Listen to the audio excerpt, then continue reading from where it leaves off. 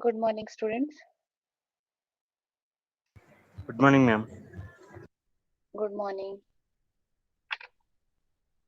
Today we are going to discuss about machine learning paradigms, chapter 11.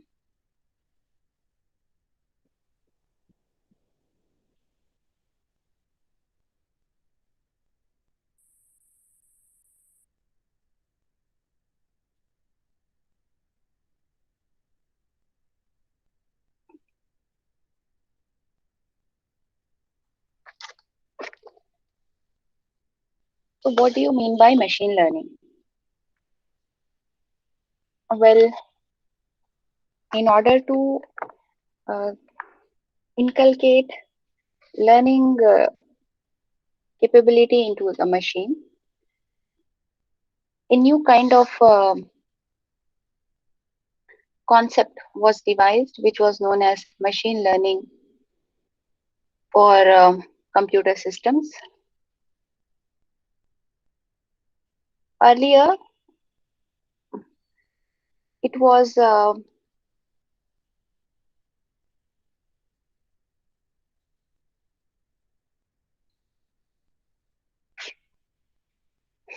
earlier computers were given the program, and that program would guide the computer in order to perform certain tasks.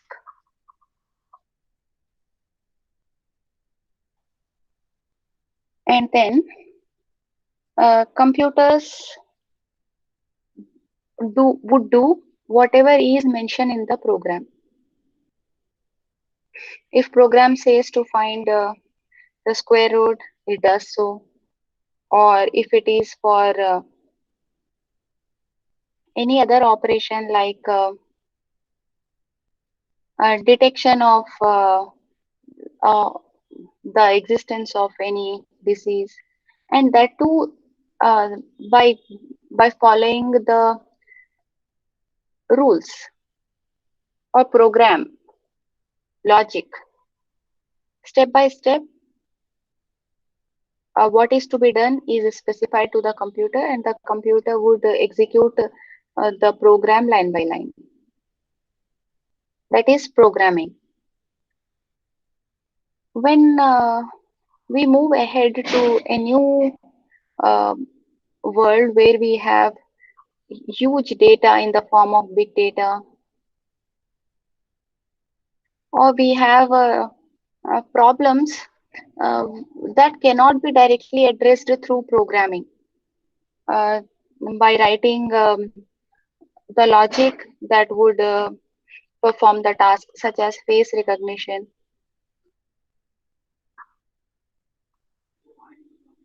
In this face recognition problem, for instance,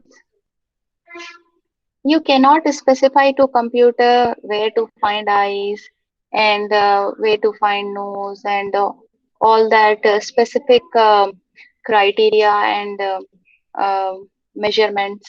That is not possible because there are millions of faces. Um, Consider that a computer can identify 10 million. You cannot write a program to identify each face separately because each face has got its own features that are unique and that are not directly comparable to other faces. In case of going with the traditional programming, you need to specify for 10 million faces how to identify each face. But then that is not the flexible and robust mechanism to do that. Therefore, the uh, new paradigm, which is known as machine learning paradigm, was introduced. And this machine learning paradigm would enable computers to be taught what is to be learned. Okay, uh, it's like mm, take an example. A teacher, a teacher is teaching to students. What a teacher is teaching to students? Well, consider the concept of object-oriented programming in Python.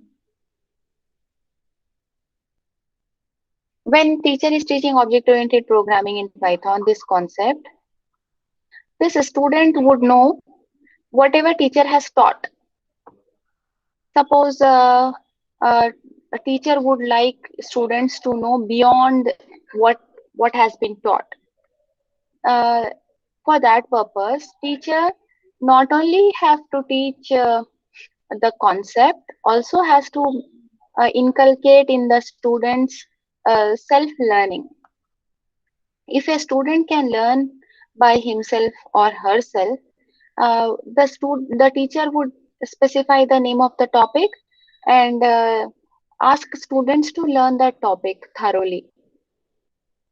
So it is like teaching students how to learn. Besides teaching students the topic or what is to be learned. All right. That is what is happening with computers as well. Humans are teaching computers how to learn.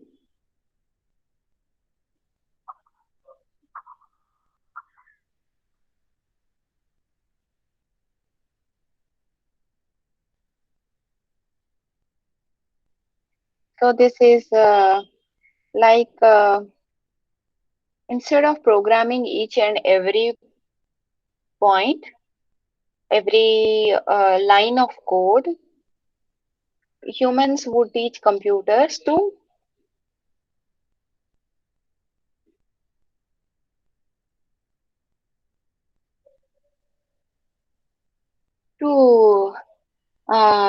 make computers um, learn by themselves. All right, that is the whole idea about machine learning.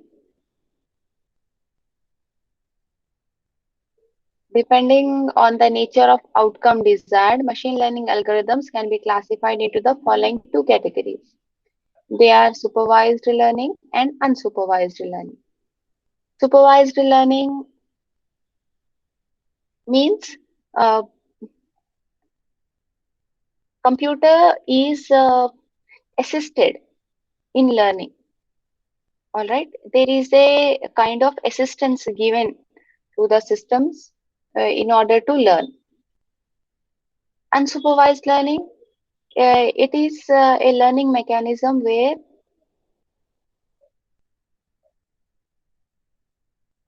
a computer is told to identify the patterns or the features in the in the data or in the input without explicitly telling what is what. That is unsupervised. Let us take an analogy. In this analogy, uh, a teacher and there is a student. Well, what happens here is teacher gives an assignment to the students and also specify the answers to the assignment questions. This is like making students learn from the assignment questions by also um, giving out the answers. If a student would try first to come up with the answer and then checks with the answer whether he has correctly identified the answer or not. If a student cannot correctly identify the answer for one question, he try to improve on his ability to learn to come up with the answers to the other assignment questions. And second assignment question, he try to find.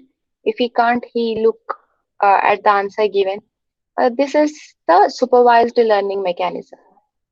In unsupervised learning, a teacher gives the assignment to the student and do not specify the answer. It is up to the student based on the questions.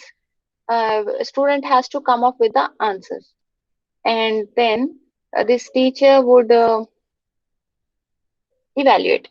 Here also, a teacher would evaluate, but then because answers are given, it is a sort of uh, um, a mechanism where students would resort to learning. Whereas here in this method, a student does not have any uh, backup or any answer to be followed in order to learn. So student has to come up with the answers for the assignment. So that is unsupervised and supervised. And what are the components of a learning system? A learning system has got multiple components. To begin with, the primary component is the learning component. Learning component is to make changes or improvements to the system depending on the performance. This learning component would keep an eye on the performance and would make changes or improvements in order to improve the performance. Performance element, uh, this is also an important element whose task is to choose the action that need to be taken. Okay, what action is to be taken for a particular problem, for the question that is posed, what action to be chosen in order to come up with the answer. That is this performance element. There is another component which is critic. The job of the critic is to inform this learning component regarding its performance. All right. This critic, what critics does? Well, critics mainly points out the wrong or incorrect things that a person does. Here as well, it does the same thing. Critics would inform the learning component about its performance. How is it performing? And then there are sensors and effectors. Sensors and effectors, these are the components that would uh, take the data from the outside environment, and output is transmitted to the outside environment through effectors. Sensors would take input, effectors would give out output, learning component would evaluate its performance, critic would inform the learning component what is to be uh, done in order to improve, and rather it informs the its performance. And this performance element, it chooses the action that need to be taken. Problem generator, uh, it suggests the problem or the action that would lead to the generation of new examples or experiences, which would aid in learning of the system. Problem generator would give out the problems that need to be solved by the system. So this is a learning system. And basic learning methods. There are various learning methods. To begin with, uh, rote learning is the most rudimentary form of learning, where it boils down to the process of memorization. This memorization is about mugging up or memorizing. the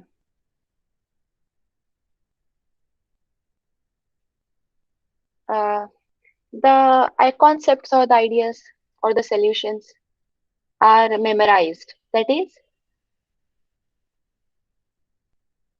rote learning. This method is also known as learning by memorization. The second method is learning by taking advice. Learning by taking advice is a method that was proposed by John McCarthy in 1950s, and this method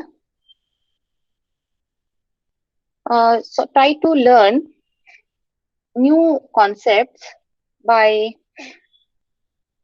taking the advice of the experts.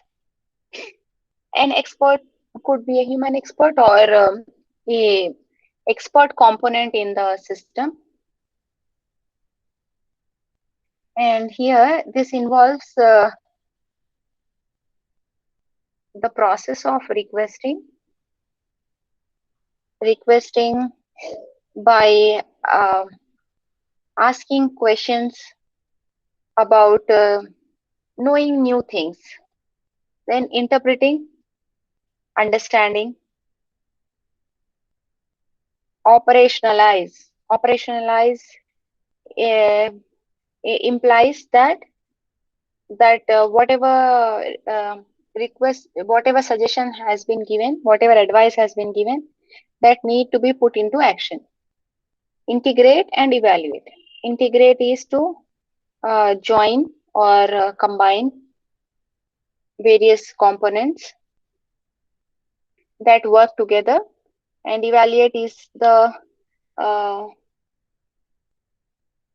part of this system that would test or assess the system's learning ability. Another method is learning by parameter adjustment. In this method, there is a weights given. Here, the equation is summation of um Wi into Ti. Wi is weight, uh, different weights that are assigned to different input values or features based on the weight and the feature value, which is multiplied and summed. uh, Learning process takes place, and if this weight is not giving good results, these weights are updated.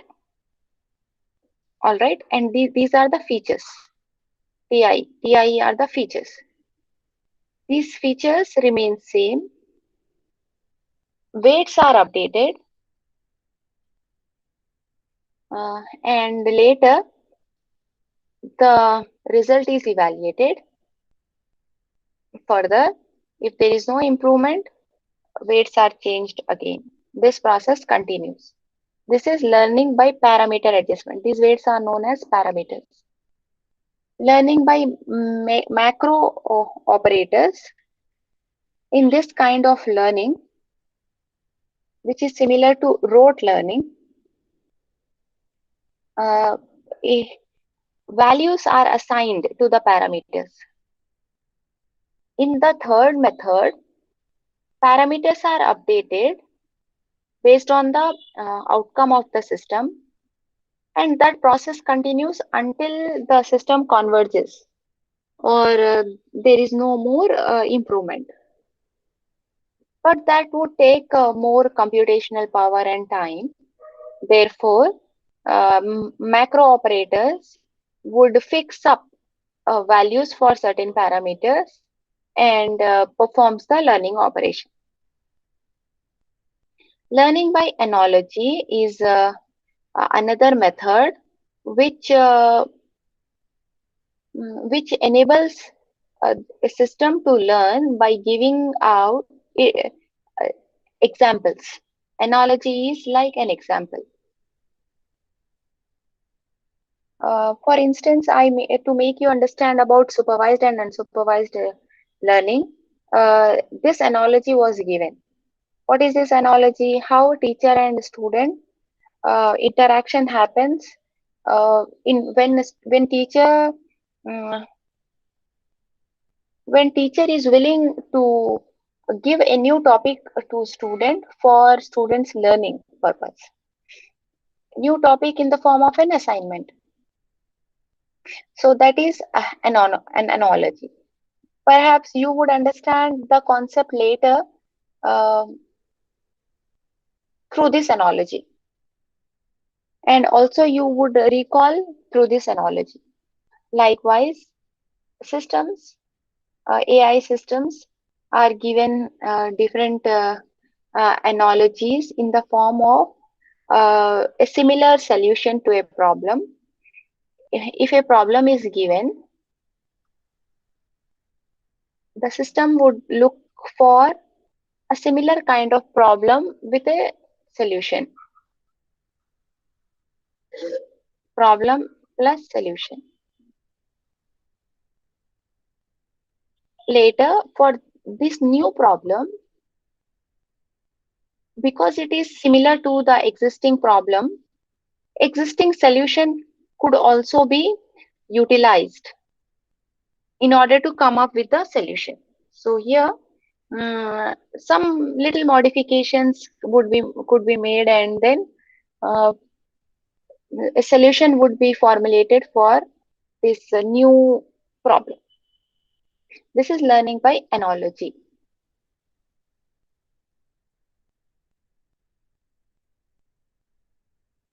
Any doubts, student? This is an introduction No, ma'am. to machine learning. Okay, let us go ahead to the next slide, which is supervised and unsupervised learnings. Supervised learning, as I told you, would have problem, solution, and a new problem. All right. Unsupervised learning implies to having problems only, no solutions. This could be explained through an analogy. Let us take an analogy. Consider the problem of predicting house price. In case you are developing a AI system uh, for the prediction of house price, there are two ways in which that AI system could be designed. It could be designed in supervised manner or unsupervised manner. First, consider supervised manner. In supervised manner, suppose consider Hyderabad. In Hyderabad, there is a database. Uh, if you if you ask for oh, any housing house related websites, they probably would maintain the information related to uh, different houses and their different prices, their selling prices, and not only just the house area, they may have number of floors, number of rooms, and water facility, and then parking and other features.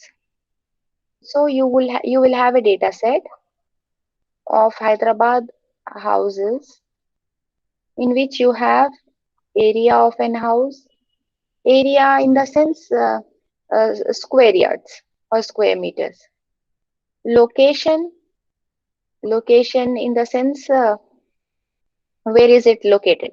Okay, it could be located in various high demand areas or commercial areas or uh, residential areas.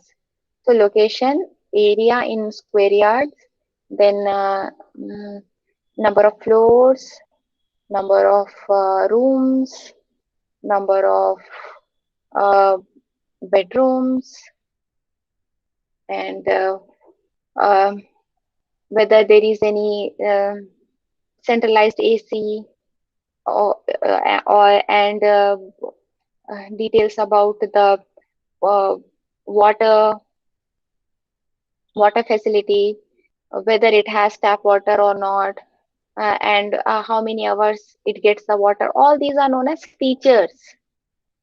And finally, there will be a column which has the price. Okay, price. Based on all these features, here comes the price. Like this, you have a data set until 2020. Hmm? Consider that until 2020, there are 1 million houses sold um, in the last 20 years. And then those records have been maintained. The prices are listed out. Suppose now you would like to find out the price of a house located at some location with a specific area and all the features, whatever are there, and you want the system to predict its price. How can that be? How the computer system or AI system would do that? It would do through learning. First, this data set is given as input to the algorithm, and then the algorithm would learn. How it learns?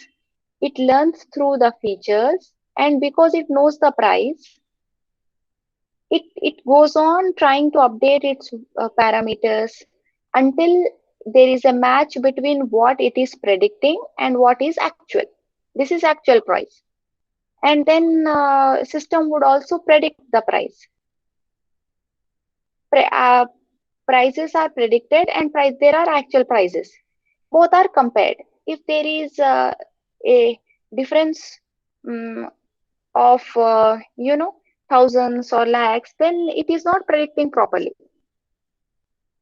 Then what the system does is system would correct update its parameters, again try to predict the price, and then the difference between the actual price and the predicted price goes on decreasing.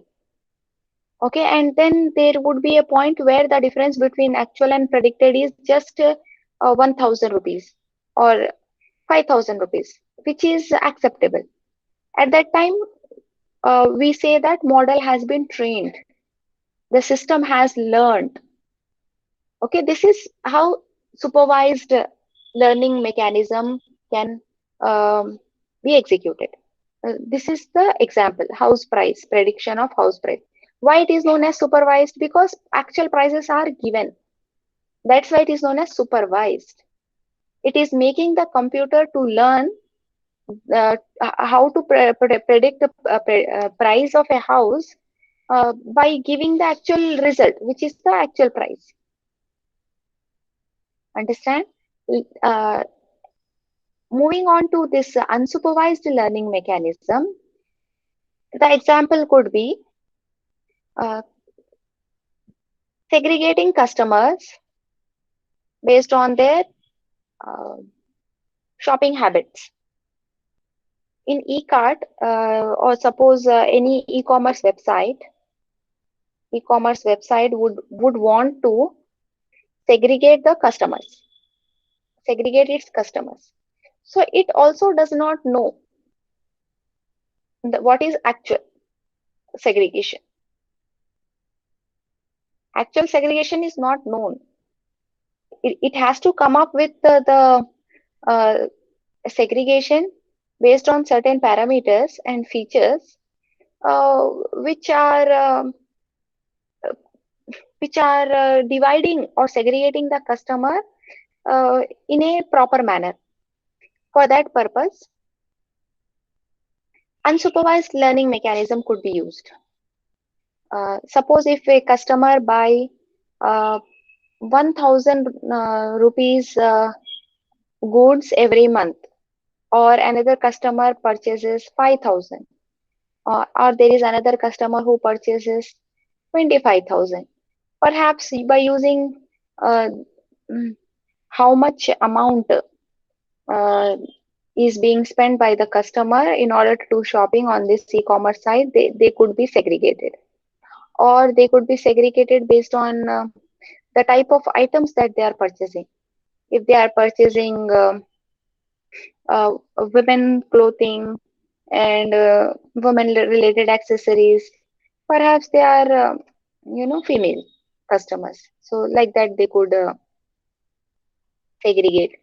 There are different parameters through which they can segregate, but we don't know what is the right parameter and what is the right answer for that. So that is not specified. The actual segregation is not known. That is unsupervised learning. In supervised learning, the methods are neural network based learning. This first method, which is neural network based learning. Neural network based learning is simulating a human brain. How human learn? Human has got neural networks. They have got neurons, and these neurons are connected to one another.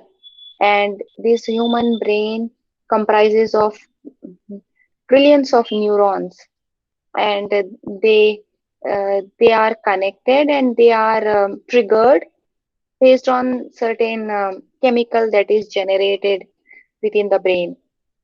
And such kind of model is created in computation, which is known as neural network based learning model. In computational model as well, there are neurons. Neurons has uh,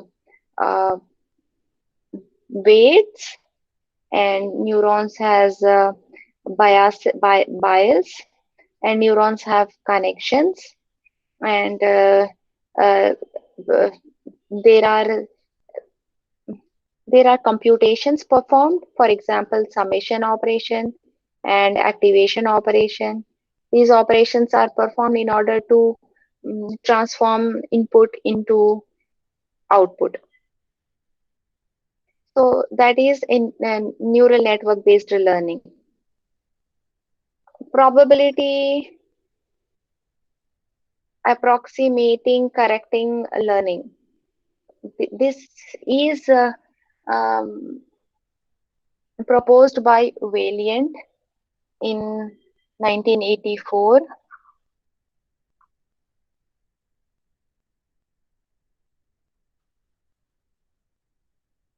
This kind of learning mechanism uh, is based on hypothesis. All right.